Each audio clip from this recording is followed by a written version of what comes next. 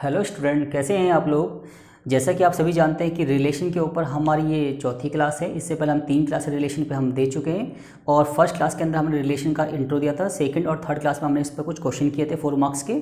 आज हम रिलेशन के ऊपर कुछ इंपॉर्टेंट पॉइंट पर डिस्कस करते हैं। ये जो इंपॉर्टेंट पॉइंट्स हैं ये आपके 1 मार्क्स, 2 मार्क्स और 4 मार्क्स सभी क्वेश्चनों के लिए क्या रहेंगे, काफ़ी बेनिफिशियल रहेंगे।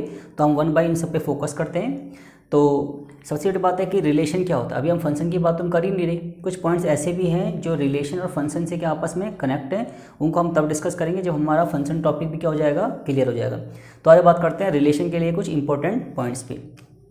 तो पहला पॉइंट क्या है, what is the reflexive relation. तो हमें पता है कि अगर आर क्या है, रिलेशन है ए टू बी का। R is the relation of A to B, it's means R is the collection of order pair which make by set A and B. और ए और बी क्या है, non empty set है। और जो भी हमारा रिलेशन बनेगा वो इसी स्पेसिफिक बात को क्या करेगा, सेटिस्फाई करेगा कि रिलेशन के अंदर जितने भी ऑर्डर पेयर हैं वो ए कार्टेशियन बी के या तो इक्वल होंगे या तो क्या होंगे, उसके सबसेट होंगे। ये बात सभी जानते हैं। तो अब बात करते हैं रिफ्लेक्सिव रिलेशन की। पॉइंट नंबर 1, अगर जब हमारा कोई रिलेशन बन जाएगा और वो रिलेशन इस बात को सेटिस्फाई करे, मान लीजिए ए बी कोई ऑर्डर पेयर है, वो बिलोंग्स टू क्या है, आर है, और ए कोई ऑर्डर पेयर वो भी इस रिलेशन में क्या हो, बिलोंग्स टू हो, और A B belongs to A. It's means अगर आर क्या है, रिलेशन है किसी सेट ए का और उसके अंदर ए बी कोई order pair belongs to R है और ए बिलोंग जो ऑर्डर पेयर है वो भी क्या बिलोंग्स टू आर है, और ए और बी दोनों कहाँ से बिलोंग करेंगे, ए सेट से करेंगे। तो जो भी रिलेशन इस बात को क्या करेगा, सेटिस्फाई करेगा, वो क्या कहलाएगा, आपका रिफ्लेक्सिव रिलेशन। या फिर आप इसको ऐसे भी कर सकते हैं कि किसी रिलेशन के अंदर किसी ऑर्डर पेयर के अंदर अगर आप बी की जगह पे ए को रिप्लेस कर दें और क्वेश्चन पे कोई इफेक्ट ना पड़े, तो समझ लीजिए रिलेशन क्या है, आपका रिफ्लेक्सिव रिलेशन है। ऐसी बात करते हैं किसकी, सिमेट्रिक की। अगर किसी रिलेशन में कोई A B order pair belongs to R है और इम्प्लाइज करता है B A order pair belongs to क्या, आर, और ए बी बिलोंग्स टू क्या होंगे, ए। अगर कोई रिलेशन इसको क्या करता है, सेटिस्फाई करता है, तो रिलेशन क्या कहलाएगा, आपका सिमेट्रिक। सेम ऐसी हमने बात करते हैं किसकी, ट्रांजिटिव की। ट्रांजिटिव रिलेशन क्या होता है कि अगर आर रिलेशन है किसी सेट ए का, अगर आर क्या है, रिलेशन है किसी सेट ए का, इट्स मीन्स आर के अंदर जितने भी ऑर्डर पेयर बनेंगे वो सेट ए से बनेंगे। और जब आपका रिलेशन बन जाएगा तो उस रिलेशन में अगर ऐसी बात दिख जाए कि ए बी कोई ऑर्डर पेयर है जो बिलोंग्स टू आर है और बी सी भी कोई ऑर्डर पेयर है जो बिलोंग्स टू आर है, और इम्प्लाइज करता है कि ए सी भी order pair belongs to R होगा, तो उस केस में हम कह सकते हैं कि वो जो रिलेशन है वो क्या है, ट्रांजिटिव है। तो कुल मिला के इन तीनों की जो इंपॉर्टेंट पॉइंट्स हैं उससे हम इसकी डेफिनेशन को क्या कर सकते हैं, डिस्कस कर सकते हैं। क्लियर हो गया आपका। अब बात करते हैं पॉइंट नंबर 4 की। तो सबसे बड़ी बात है, क्या पूछा है, इनवर्स ऑफ रिलेशन। आपको पता रिलेशन क्या होता है, relation is the collection of order पे वी सेटिस्फाई स्पेसिफिक कंडीशन, और वो स्पेसिफिक कंडीशन क्या है आपकी, ये है।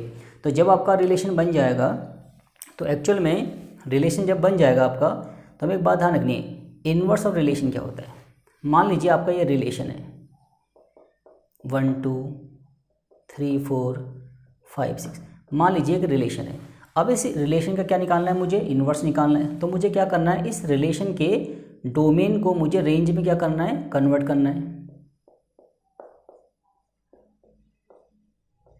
अगर किसी रिलेशन के डोमेन को मैं रेंज में कन्वर्ट कर दूं, और रेंज को कहाँ कर दूं, डोमेन में, तो इट्स मीन्स क्या कहलाएगा, वो इन्वर्स ऑफ रिलेशन कहलाएगा। जैसे हमारा एक्स वाई बिलोंग्स टू क्या है, आर है। अब अगर वाई एक्स बिलोंग्स टू क्या हो जाएगा, आर हो जाएगा, तो क्या हो जाएगा, वो इन्वर्स हो जाएगा। मतलब कहने का मतलब समझ गया आपको कि y की जगह पे x और x की जगह पे y को अगर रिप्लेस कर दें किसी भी रिलेशन के अंदर, तो जो कुछ भी वैल्यू निकल के आएगी वो क्या कहलाएगी, उसका इन्वर्स कहलाएगी। तो जैसे ये रिलेशन दे रखा था, इसका इन्वर्स क्या होगा, ये, इनको क्या कर दीजिए, अपोजिट कर दीजिए। अब बात करते हैं पॉइंट नंबर किसकी, 5 की, एम्प्टी रिलेशन। एम्प्टी रिलेशन बोलो या वॉइड रिलेशन बोलो, बात एक ही है। फॉर एग्जाम्पल मैंने आपसे कहा R is the relation of set A. मान लीजिए कि आर क्या है, रिलेशन किसका, सेट ए का। इट्स मीन्स आर के अंदर जितने भी ऑर्डर पेयर बनेंगे वो सेट ए से बनेंगे। और आप जब का आपका रिलेशन बन जाएगा, तो मान लीजिए जैसे मैंने ऐसे कुछ डिस्कस किया आपसे कि रिलेशन कुछ ऐसा है एक्स वाई ऑर्डर पेयर के रूप में बनना है और सच डैट वाई क्या है, एक्स से 3 टाइम्स ज़्यादा है और एक्स वाई बिलोंग्स टू क्या है, ए है। तो आप समझ जाएंगे कि मैं जो एम्पटी रिलेशन की डेफिनेशन को क्वेश्चन के थ्रू आपको समझा रहा हूँ। तो मान लीजिए आर क्या है, रिलेशन एक्स इसका सेट ए का, और ए के अंदर क्या एलिमेंट है, मान लीजिए 1, 7, 8, 12, 16। अब देखिए जी, अगर मैं इसका रिलेशन बनाने जाऊँ तो x की जगह अगर मैं 1 पुट करूँगा तो y क्या आएगा, 3।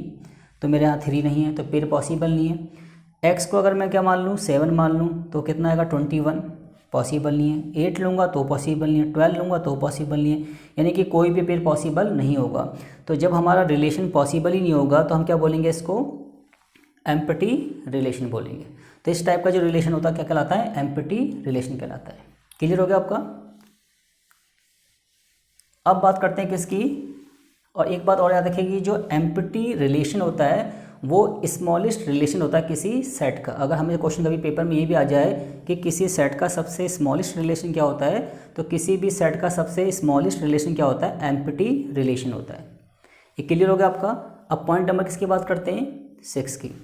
क्या है हमारा, यूनिवर्सल रिलेशन। तो जैसे मान लीजिए मेरे पास आर क्या है, रिलेशन है किसका, सेट ए का। इसका मतलब आर के अंदर जितने भी ऑर्डर पेयर बनेंगे किससे बनेंगे, सेट ए से बनेंगे। और जब वो रिलेशन ए क्रॉस ए, मतलब ए कार्टेशियन ए को क्या कर दे, डिफाइन कर दे, मतलब दोनों इक्वल हो जाए। हमें पता है जो भी रिलेशन बनेगा वो या तो ए कार्टेशियन बी के बराबर होगा या तो क्या होगा, सबसेट। और जिस केस में हमारा रिलेशन इसके बराबर हो जाएगा उस केस में हम बोलेंगे कि जो रिलेशन है वो कौन सा रिलेशन है, आपका यूनिवर्सल रिलेशन है। क्योंकि जब हम रिलेशन बनाते हैं किसी सेट से, किसी सिंगल सेट से या फिर 2 सेट की हेल्प से हम रिलेशन बनाएंगे, तो रिलेशन की पॉसिबिलिटी ये भी हो सकती है कि अगर रिलेशन हम 2 सेट से बनाएंगे तो जो आर होगा हमारा ना, वो ए कार्टेशियन बी के बराबर हो जाए। एक पॉसिबिलिटी ऐसी हो सकती है। जिस केस में पॉसिबिलिटी हो जाएगी उस केस में वो रिलेशन क्या कहलाएगा, आपका यूनिवर्सल रिलेशन कहलाएगा। या फिर अगर आर रिलेशन किसका, एक सिंगल सेट का है और वो रिलेशन हमेशा इसको सेटिस्फाई कर देगा तो भी क्या है, वो यूनिवर्सल रिलेशन है। क्लियर हो गया आपका। अब बात करते हैं किसकी, और ये भी याद रखिए कि जो यूनिवर्सल रिलेशन होता है वो किसी भी सेट का सबसे लार्जेस्ट रिलेशन होता है। क्वेश्चन आ सकता है एग्जाम के अंदर कि what is the largest relation of A set. किसी भी सेट का जो लार्जेस्ट रिलेशन होता है वो क्या कहलाता है, यूनिवर्सल रिलेशन कहलाता है। जिस केस में रिलेशन हमेशा ए कार्टेशियन बी के इक्वल हो जाए उस केस में वो लार्जेस्ट रिलेशन है, जो कि क्या कहलाएगा, यूनिवर्सल रिलेशन कहलाएगा। अब बात करते हैं पॉइंट नंबर किसकी, 7 की। पॉइंट नंबर 7 क्या है हमारा, आइडेंटिटी रिलेशन। तो कभी जब हम रिलेशन बनाएंगे ना, तो कभी रिलेशन ऐसा हो सकता है, फॉर एग्जांपल मैंने आपसे कहा कि मेरे पास में एक सेट है 1, 2, 3, और जो आर है ना वो रिलेशन किसका, सेट ए का। आर रिलेशन है किसका, सेट ए का है। और रिलेशन कुछ ऐसा बन रहा है, एक्स वाई ऑर्डर पेयर के रूप में बनना है और वाई इक्वल टू क्या है, एक्स, और एक्स और वाई बिलोंग्स टू क्या है, ए है। तो जब हम रिलेशन बनाएंगे तो कैसा बनेगा, अगर मैं x की वैल्यू को 1 ले लूँ तो y भी क्या आ जाएगा 1, x को 2 ले लूँ तो y भी क्या हो जाएगा 2, और x 3 तो y भी क्या हो जाएगा 3। तो जब रिलेशन ऐसा बन जाए जहाँ पे डोमेन और रेंज क्या होती हैं, सेम होती हैं, तो इस टाइप के रिलेशन को बोला जाता है क्या, आइडेंटिटी रिलेशनशिप। क्लियर हो गया आपका। अब बात करते हैं किस पे, पॉइंट नंबर 8 पे। तो पॉइंट नंबर 8 बिल्कुल सिंपल सा है। अगर आपके पास कोई भी रिलेशन है और वो रिलेशन आपका रिफ्लेक्सिव भी हो, सिमेट्रिक भी हो और क्या हो, ट्रांजिटिव भी हो। अगर कोई रिलेशन रिफ्लेक्सिव, सिमेट्रिक और ट्रांजिटिव तीनों को क्या करता है, सेटिस्फाई करता है, तो हम कह सकते हैं कि वो रिलेशन क्या है, हमारा इक्विवेलेंस रिलेशन है। ठीक है जी। तो पॉइंट नंबर 8 में क्या है कि जो रिलेशन रिफ्लेक्सिव भी होगा, सिमेट्रिक भी होगा और क्या होगा, ट्रांजिटिव भी होगा, तीनों हो गई, तो वो रिलेशन क्या होगा, आपका इक्विवेलेंस रिलेशन होगा। क्लियर हो गया आपका। अब बात करते हैं पॉइंट नंबर क्या, 9 की। जैसे मान लीजिए आर रिलेशन है ए टू बी का। अब इस बात को आप अच्छी तरह समझ के होंगे कि R relation A to B का मतलब है कि R is the collection of order pair which make by set A to B और always satisfy the given condition. इसको क्या करेगा, हमेशा वो सेटिस्फाई करेगा। अब आपका रिलेशन बन गया, मान लीजिए अब मुझे पूछा है कि टोटल नंबर ऑफ क्या है सबसेट कितने हैं। तो किसी भी रिलेशन के अगर मुझे सबसेट पूछे तो मान लीजिए आर रिलेशन है ए टू बी का, और ए के पास मान लीजिए एम एलिमेंट है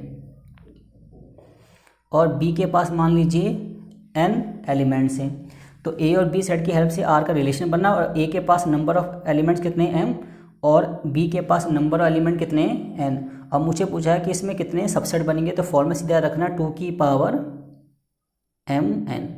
ये कंडीशन हमने कहाँ सीखी थी, 11th क्लास में भी सीखा था हमने, ठीक है जी। तो टोटल नंबर ऑफ सबसेट निकालने हो तो कितना आएगा 2 की पावर एम एन। और सेम ऐसे ही अगर मुझे निकालना टोटल नंबर ऑफ रिलेशन, तो टोटल नंबर ऑफ रिलेशन का फॉर्मूला भी यही रहेगा 2 की पावर एम एन। मान लीजिए मेरे पास एक सेट है, उसमें 1 2 दो एलिमेंट है।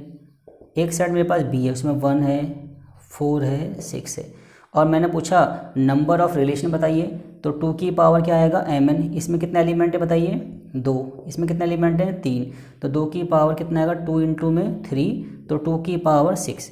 ये जो 2 की पावर 6 है हमारा, ये क्या है नंबर ऑफ सबसेट भी है और नंबर ऑफ क्या है रिलेशन भी है। क्लियर होगा आपका। अब बात करते हैं किसके ऊपर, डोमेन, रेंज और कोडोमेन के ऊपर। तो हमें पता है, जैसे हम कहते हैं आपको कि आर क्या है, रिलेशन है ए टू बी का। It's means R is the collection of क्या, order pair which satisfy the given information. R क्या है, रिलेशन है ऑर्डर पेयर का, जो इसको क्या करेगा सेटिस्फाई करेगा जब आपका रिलेशन बन जाएंगे, ठीक है जी। तो रिलेशन के जो फर्स्ट कंपोनेंट हैं, किसी रिलेशन के जो फर्स्ट कंपोनेंट होंगे ये क्या कहलाएंगे आपके डोमेन। किसी भी रिलेशन के जो फर्स्ट कंपोनेंट हैं वो आपके डोमेन कहलाएंगे, और किसी भी रिलेशन के जो सेकंड कंपोनेंट हैं वो क्या कहलाएंगे आपके रेंज कहलाएंगे। क्या कहलाएंगी रेंज। जैसे मान लीजिए मैंने आपसे बोला एक रिलेशन है,